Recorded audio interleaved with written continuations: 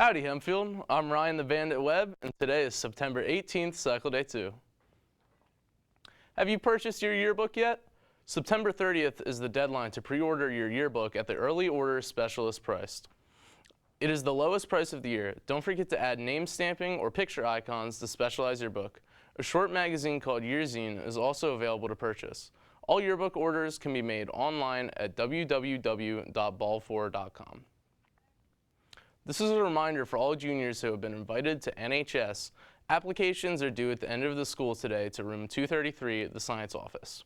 Late applications will not be accepted. The library will not be open after school today or Friday this week, but tomorrow it will be open until 6 p.m. If you are interested in politics and solving the world's problems, please consider joining the Model United Nations Club. Interested students should attend an informative meeting on Thursday or Friday at 7:15 a.m. in room 163. If you have any questions, please email or see Mr. Eager.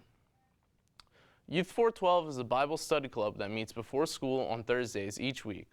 Their first meeting is tomorrow morning in the cafeteria at 7:10, and don't forget your Bible. Are you interested to see a place where the emperors used to live and work? Would you like to see the city where the Silk Road began and what the city looks like now? How about visiting Modern World Financial Center in Shanghai or climbing up the magnificent ancient defense, the Great Wall of China? Come join the 2020 Trip Highlights of China Tour. There will be an informational meeting next Tuesday on the 24th to cover where and when they are going. All are welcome. Please stop by room 119 or contact Mrs. Van Eaton if you have any questions. For the weather today, it's going to be high of 73 and sunny. Tonight, a low of 49, and tomorrow, a high of 72. For lunch today, hot ham and cheese and on a pretzel, and pasta fagioli.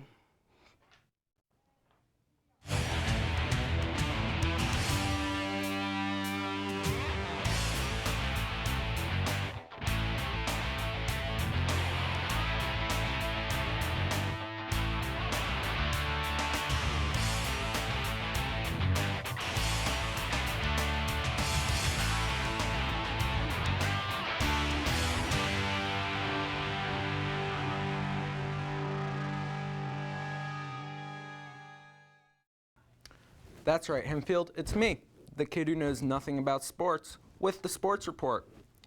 Last Thursday, Hempfield girls volleyball won all 3 sets against Warwick to secure the match. On Monday, they played Lower Dauphin and won, only dropping 1 game in the match. Boys soccer lost a close match to Manheim Township last Thursday, but bounced back to beat Penn Manor 4-2 last night. Girls soccer took down Wilson with a 2-0 win this Saturday. However, the football team suffered a tough loss last Friday and is looking to bounce back this week.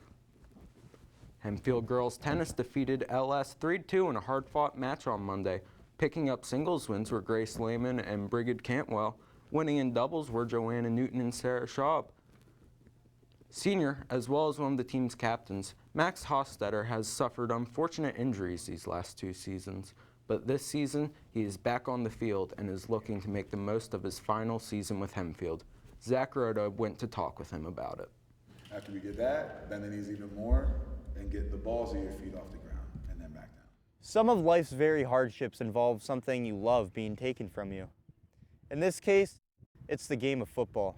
Max Hostetter is a junior at Hempfield High School whose life has always revolved around playing football.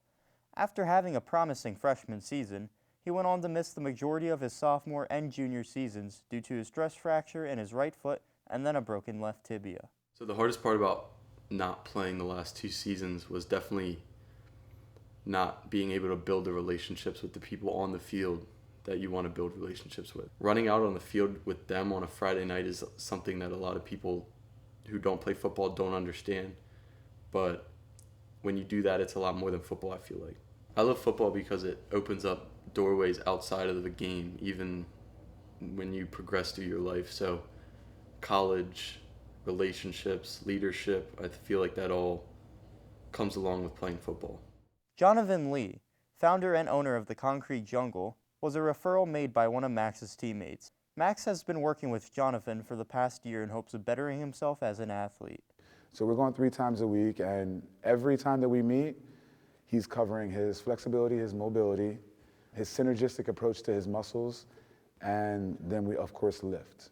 The most important thing that we do a lot of is position-specific drills. So things that are like taking a moment in his sport and promoting it to the highest performance level. That way, when he does it, it just becomes a habit. His relentless approach to his work ethic is probably, I mean, look at him right now. He's working and I'm not even over there.